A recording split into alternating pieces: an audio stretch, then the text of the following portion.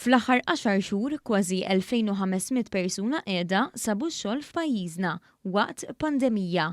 Ċifri tal-Uffiċċju Nazzjonali tal-Istatistika juru kif f'Mejju il-qatt kien kważi 1% inqas mill-istess xahar tas-sena l-oħra.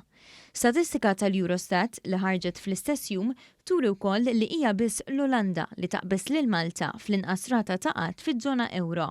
Fil-fatt, ir-rata ta' Malta hija ta' 3.7%, inqas minn nofs ir-rata ta' qatt tal-medja fiż-żona euro.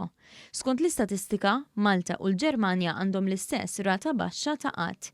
Stati membri oħra bħal Belġu, l-Iżvezja u Ċipru għandhom rati ferm ola ta' qatt, b'ċertu pajjiżi kważi għandhom it-triplu ta' nies ma jaħdmux.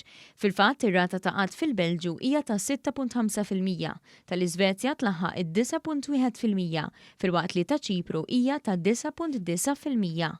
Brabta ma' dawn iċ-ċifri inkoraġġanti, il-Prim Ministru Robert Abela innota kif Malta rnexxilha tagħmel l-aktar irkupru maġġel fl-istorja. Qal kif issa li pajjiżna għandu anki strateġija l wara l-pandemija li ħabbar il-bieraħ il-Ministru Owen Bonnici bħala tim Malta nistgħu nibnu prosperità ġdida.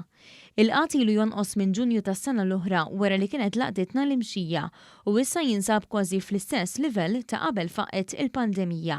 Dan ifisser li f'April li għadda għal 11-il xahar konsekuttiv naqas il-qatt.